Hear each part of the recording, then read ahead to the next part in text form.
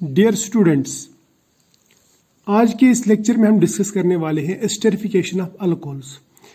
Esterification का मतलब रहता है reaction of alcohols with organic acids to form esters, यानी ऑर्गेनिक एसिड्स के साथ में इनके एस्टर बनाना अल्कोहल्स की, उसको हम कहते हैं एस्टरिफिकेशन। और ऑर्गेनिक एसिड्स के साथ में जब एस्टर बनते हैं तो उसे हम कहते हैं दूसरा नाम फिशर एस्टरिफिकेशन। अब ऑर्गेनिक एसिड्स क्या है? ऑर्गेनिक एसिड्स का यहाँ पे मतलब है कार्बोक्सिलिक एसिड्स। फॉर एग्जांपल मैं एक कार्बोक्सिलिक एसिड लेता हूँ, जनरल सा कार्बोक्सिलिक एसिड और C double bond O O H, ठीक है। इसका रिएक्शन लगाता हूँ मैं अल्कोहल के साथ में आर प्राइम ओ एच। ये आर और आर प्राइम ये सेम भी हो सकते हैं, डिफरेंट भी हो सकते हैं। ये सिर्फ ये प्राइम लगाने का मतलब इसको इस आर को इस आर से डिफ्रेंशिएट करना, ठीक है। तो इनका रिएक्शन अगर मैं कंसंट्रेटेड सल्फ्यूरिक एसिड की प्रेजेंस में लगाता हूँ तो होता क्या है, यहाँ पे डिहाइड्रेशन होती है, यानी मैं बोलूँगा यहाँ पे वाटर निकल जाता है, इस तरह वाटर निकलता है। एसिड का OH और अल्कोहल का H, याद रखना, अल्कोहल का H और एसिड का OH ये निकल के यहाँ पे इस तरह की बॉन्डिंग होती है, यानी और सी डबल बॉन्ड O और OR ये मिल जाते हैं। जहाँ पे बॉन्ड टूटता है वहाँ पे नए बॉन्ड बनते हैं, ये बन जाएगा और सी डबल बॉन्ड O और प्राइम, ठीक। इसको हम कहते हैं एस्टर, ठीक है। ये जनरल फॉर्मूला है एस्टर का, और COR, ठीक। और प्लस मिल जाता है हमें वाटर, जो वाटर यहाँ से निकला, ठीक। अब ये जो एस्टरिफिकेशन रिएक्शंस रहते हैं ना, ये रिएक्शन स्लो रहते हैं और रिवर्सिबल रहते हैं। तो ये इनकी खासियत है जो फिशर एस्टरिफिकेशन, ये स्लो एंड रिवर्सिबल रहता है। और इसमें हमें कंसंट्रेटेड सल्फ्यूरिक एसिड या ड्राई HCl की ज़रूरत पड़ती है, वरना ये रिएक्शन नहीं होती। क्लियर? शाबाश। एक सिंपल सा एग्जांपल देता हूँ मैं एस्टरिफिकेशन का।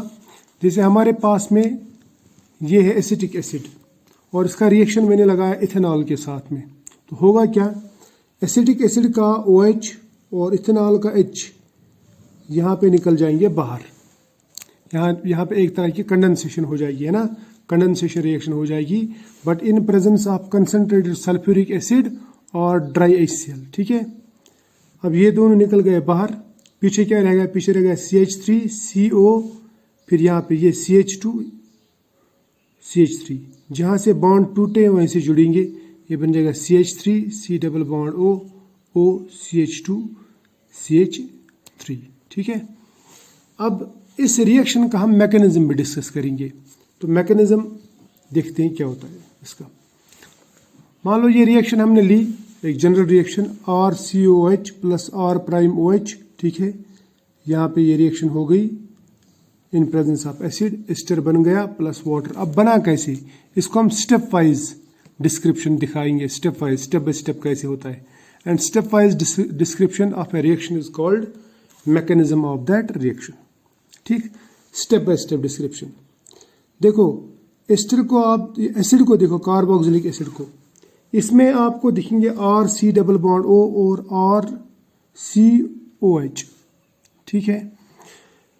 इस ऑक्सीजन पे भी लोन पेयर से दो लोन पेयर, यहाँ पे भी दो लोन पेयर से, और यहाँ पे डबल बॉन्ड भी है। तो यहाँ पे इलेक्ट्रॉन डेंसिटी बहुत ज़्यादा है ना, क्योंकि लोन पेयर और पाई बॉन्ड का मतलब रहता है इलेक्ट्रॉन ज़्यादा है।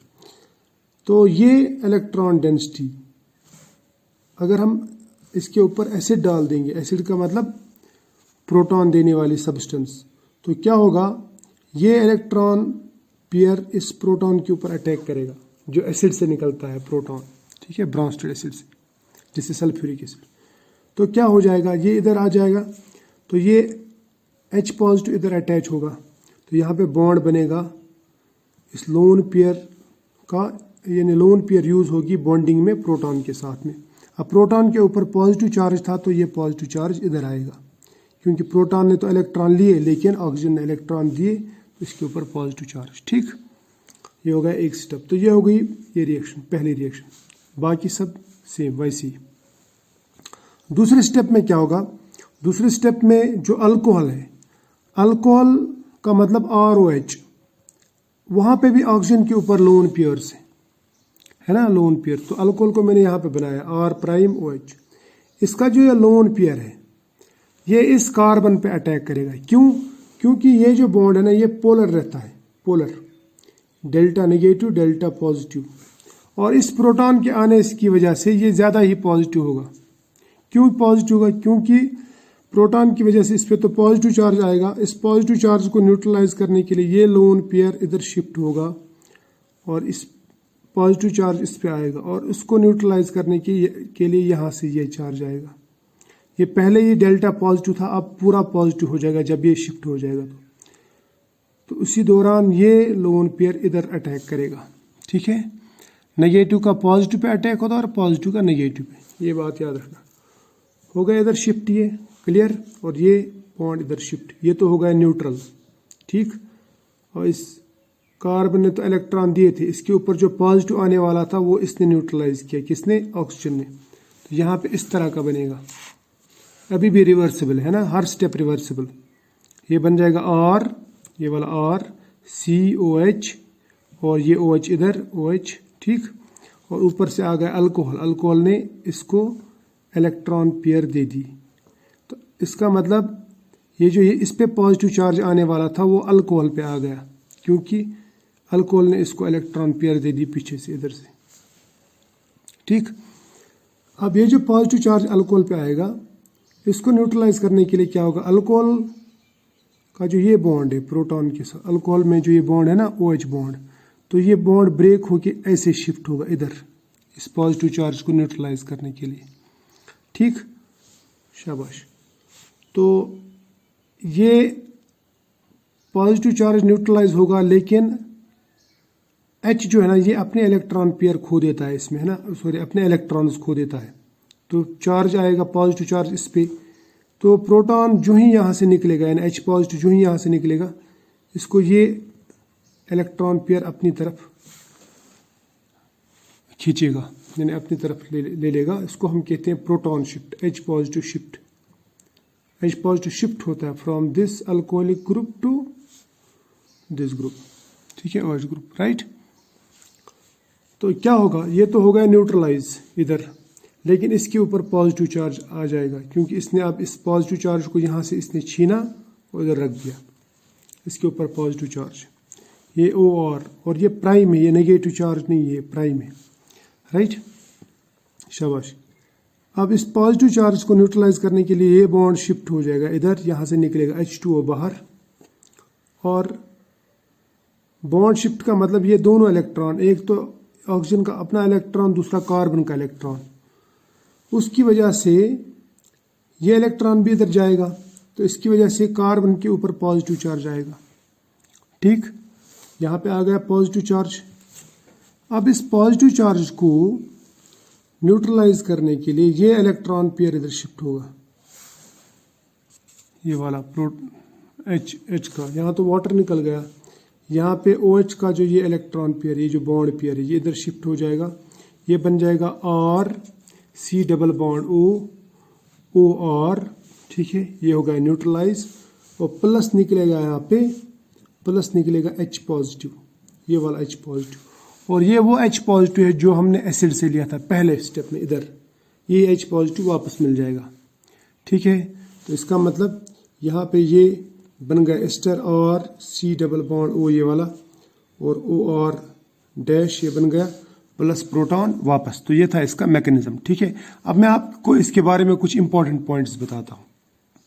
देखो, पहला इंपॉर्टेंट पॉइंट याद रखना, एसिड्स जनरली वो कहलाते हैं जो प्रोटॉन डोनेट करते हैं, लेकिन एस्टरिफिकेशन रिएक्शन में याद रखना, जो एसिड रहता है प्रोटॉन वहां से नहीं आता, बल्कि प्रोटॉन आता अल्कोहल से, और OH आता एसिड से, यानी ये ऐसे ये रिएक्शन होती है। ठीक है, अगर हम अल्कोहल में आइसोटोपिक ऑक्सीजन यूज करेंगे तो याद रखना वो आइसोटोपिक ऑक्सीजन यहाँ पे भी होगा, कहाँ पे? एस्टर में, क्योंकि वो वाटर में नहीं जाएगा, और वाटर में जो ऑक्सीजन जाता है वो जाता है एसिड का, ये एक पॉइंट याद रखना, और एस्टर में जो ऑक्सीजन जाता है वो जाता है अल्कोहल का। दूसरा, जो रिलेटिव रिएक्टिविटी ऑफ अल्कोहल्स रहती है वो याद रखना, वो प्राइमरी से सेकेंडरी से टर्शियरी, यानी जितना एसिडिक कैरेक्टर अल्कोहल का ज़्यादा रहेगा उतनी रिएक्टिविटी एस्टरिफिकेशन में उसकी ज़्यादा रहेगी। इसी वजह से मिथेनॉल ज़्यादा रिएक्टिव रहता है देन इथेनॉल, और इथेनॉल ज़्यादा रिएक्टिव रहता है देन आइसोप्रोपेनॉल, और आइसोप्रोपेनॉल ज़्यादा रिएक्टिव रहता है देन टर्शियरी ब्यूटेनॉल। क्लियर। अब अगर हम रिएक्टिविटी पे नज़र डालेंगे किनकी, एसिड्स की, तो वहाँ पे भी जो लेस बल्क के एसिड्स रहते हैं, like formic acid is more reactive than acetic acid is more reactive than isopropanoic acid, ठीक है, सॉरी ऐसो ब्यूटेनोइक एसिड बोलूँगा मैं इसको, इस तरह से ये। तो जितने आप अल्काइल ग्रुप इसमें डाल देंगे उतना इसकी एसिड की रिएक्टिविटी कम हो जाती है, क्लियर। और एक पॉइंट जो इम्पोर्टेंट है, एस्टर्स जो है, एस्टर्स का मतलब रहता है वो प्रोडक्ट जो अल्कोहल और एसिड के बीच में बन जाए। अब वो एसिड ऑर्गेनिक भी हो सकता है, इनऑर्गेनिक भी, लेकिन ऑर्गेनिक एसिड्स के साथ में जो एस्टर्स बनते हैं ना, जनरली हम उसी रिएक्शन को एस्टरिफिकेशन कहते हैं, ठीक है। तो या उसे हम फिशर एस्टरिफिकेशन कहते हैं। बाकियों में भी बन सकते हैं एस्टर, जैसे यहाँ पे ये एस्टर बना सकता है, ठीक है, पैराटोलिन सल्फोनिक एस्टर, ठीक है। इस तरह से यहाँ पे सल्फेट एस्टर बन सकता है, ठीक है, ये एस्टर बन सकता है, या नाइट्रेट एस्टर बन सकता है। These are called inorganic esters, ठीक है। तो आई होप आपको ये लेक्चर अच्छा लगा होगा। अच्छा लगा तो दोस्तों के साथ में शेयर भी किया करो।